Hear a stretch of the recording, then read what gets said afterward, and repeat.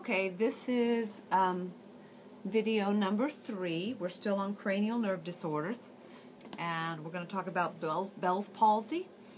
Bell's palsy is also a facial paralysis. It's a condition that causes the facial muscles to weaken or become paralyzed. The good news is it is not a permanent condition. It's caused by trauma to the 7th cranial nerve.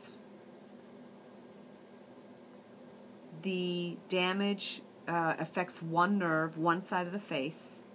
In the absence, and there's no other disease or no other problem, it would look like a stroke, except that it only involves the face. The cranial nerve 7 has a motor component to it and a sensory component.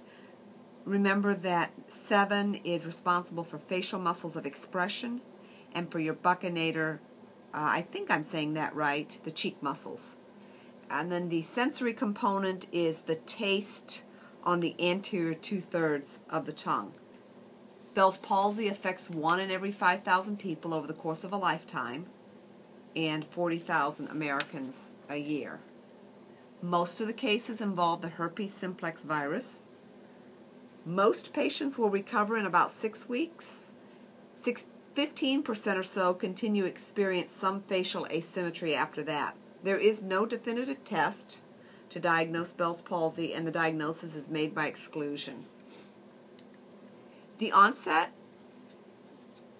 begins with an outbreak of herpes vesicles in and around the ear, causing pain, and then there's maybe fever, tinnitus, and a hearing deficit to go with it. The way it looks, the symptoms are flaccidity of the affected side, causing drooping and drooling. The palpebral fissure becomes widened because the weakening of the lower lid muscle causes it to fall down. The patient cannot smile, whistle, or frown. They have loss of taste on that side of their mouth. They have excessive or loss of tearing, and they have psychological withdrawal because of their appearance. You see here, on the affected side, the forehead's not wrinkled. You can see the nasolabial fold that's flattened with paralysis over the lower face. You can see the difference on this girl, just a little bit, just very slight.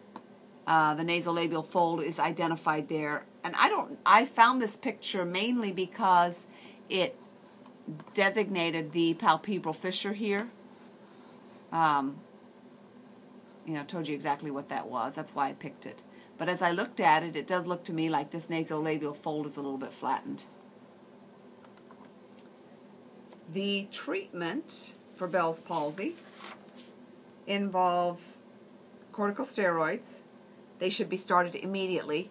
Results are best if the prednisone is started before the paralysis is complete. That is a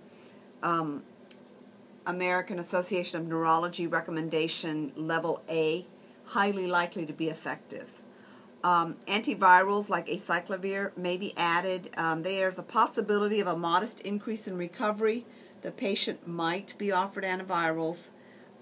It's a level C recommendation. Benefit's not been established, and if there is a benefit, it's likely to be modest at best. Mild analgesia to deal with the pain, moist heat, gentle massage.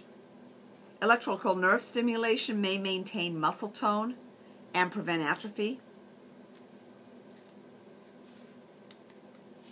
That's a picture of Bell's palsy and then afterwards. And actually, this lady's Bell's palsy is not as severe as some of the pictures I saw. I chose this one because I liked the nice after treatment effect. She had an excellent recovery.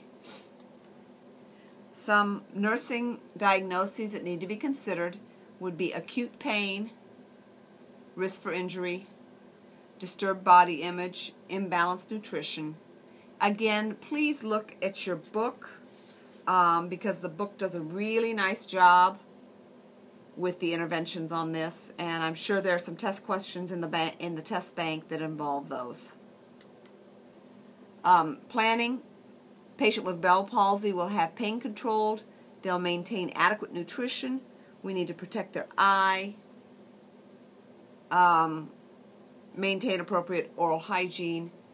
Verbalize the expected positive outcome.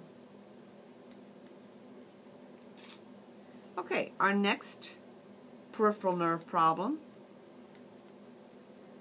Actually, now we're moving to the polyneuropathies.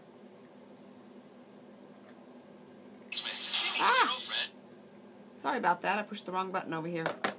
Guillain-Barré syndrome is a post-infectious polyneuropathy.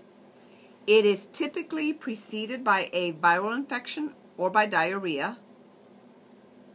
30% of cases of Guillain-Barré are associated with the Campylobacter jejuni bacteria. There are others. Did I say bacteria? There's also the Mycoplasma pneumonia, the cytomegalovirus, the Epstein-Barr virus, the varicella zoster virus, and then some vaccines. So it's typically a post-viral or post-infectious. And probably what's going on here is immune system stimulation. Acute, rapidly progressive inflammation in which the body's immune system attacks peripheral nerves, sometimes parts of the brain itself, but that's pretty rare. Guillain-Barré is potentially fatal, but most people will recover completely. The problem is that it takes months or years to recover because of the axonal degeneration. The demyelinization occurs that slows or stops transmission of impulses, and the involved muscles become denervated and atrophied. And in order for the nerves to heal, it takes a very, very long time. I already mentioned that it's typically preceded by a viral infection. What you end up with is immune system stimulation that results in sensitization of T lymphocytes to myelin, and that causes the peripheral nerves to be demyelinated. It does affect men 1.5 times more often than women. You end up with symptoms that develop 1 to 3 weeks after either an upper respiratory infection or a GI infection. They're heterogeneous symptoms. They can be anywhere from mild to the severe. You get weakness of the lower extremities that occurs over hours to weeks, usually peaking about the 14th day. Typically, it is symmetrical. The more distal the muscles, the more severely they will be affected. The patient starts with paresthesia, numbness and tingling. This numbness and tingling may actually be painful, and then paralysis usually follows in the extremities. Reduced muscle tone and lack of reflexes are a common, persistent problem. The loss of sensory is pretty variable.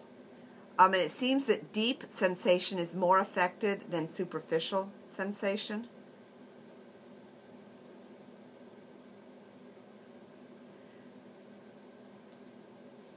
In patients who have severe dysfunction, severe muscle involvement, respiratory muscle paralysis, they may also develop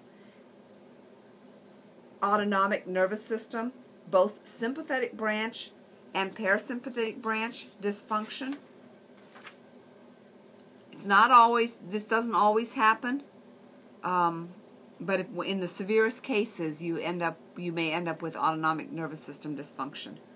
And your autonomic nervous system is responsible for innervating your peripheral nerves to increase muscle tone around. And when I say muscle tone, I'm meaning the muscles on the blood vessels, actually, so that when you get up, the blood vessel tone increases and keeps your blood from dropping to your feet. You know, when that's not working right, you end up with orthostatic hypotension if your blood vessels don't constrict like they're supposed to in response to movement. Sometimes these patients will have hypertension. They'll have very abnormal vagal responses. They may have bowel and bladder issues, facial flushing, and diaphoresis. The abnormal vagal responses might be things like, well, just think about what happens if you stimulate the vagus nerve. It slows your heart rate, can cause a heart block, can even cause asystole, which is not a good thing.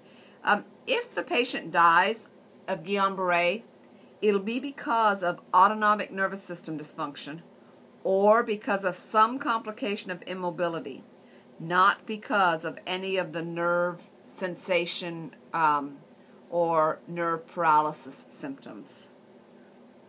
Remember that with adequate support, 85 to 95% of patients will recover completely. Sometimes, again, not often, you may have progression that involves the lower brainstem, involving cranial nerves 7, 6, 3, 12, 5, and 10. You all know what those are. 7 is your facial. 6 is has to do with some eye movement. So does 3. 12 is the hypoglossal. That's muscles of the tongue. And then, of course, 5 is your trigeminal. And 10 is your vagus. And so if there's any of these lower brainstem nerve involvements, the patient may have some facial weakness or some extraocular eye movement difficulties, or they may have some paresthesias of the face. Guillain-Barré sometimes produces pain, including paresthesias, muscle aches, or hyperesthesia, and there should be a Y in there, and I probably get one into I haven't done your PowerPoints yet. I'll try to remember to fix that.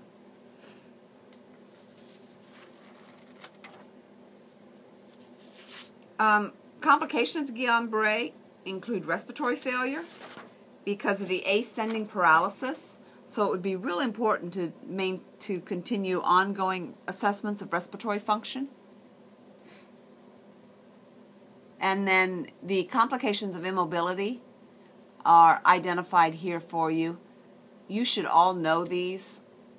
This should have been taught in fundamentals. It should have been reinforced in AC1. It is what so much of our nursing care is focusing on preventing complications of immobility. And with Guillain-Barré, the paralysis certainly causes immobility issues.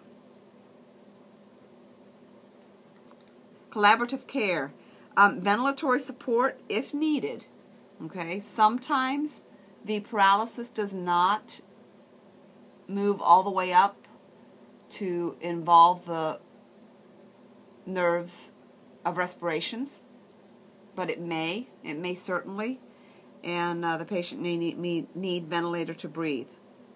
Now, if treated within the first 2 weeks with plasma exchange, there is a distinct reduction in the length of hospital stay, the length of time a patient's on the ventilator, and the time required to resume walking. So plasma exchange within the first 2 weeks is ideal, but it may be done in the first 2 to 4. Seeing my little typos there. Immunoglobulin is as effective as a plasma exchange. It is immediately available and it's safer, but in order to get immunoglobulin, a patient has to be well hydrated and they have to have good kidney function. After 3 weeks, the plasma exchange and immunoglobulin therapies really don't have that much value. It's real important to get that in early. Corticosteroids do not seem to have any effect on prognosis or duration of disease. Difficulty swallowing, if there's some cranial nerve involvement, may produce aspiration risk, and the patient may have to, flex their head forward during swallowing, those things that we teach in swallowing when there's an aspiration risk. Tube feedings may be necessary. If the patient has a paralytic ileus, they may require TPN. Motor paralysis and weakness are going to affect their ability to take care of themselves, and we need to focus on complications of immobility. I just realized I went over 10 minutes. I hope this takes. We'll see.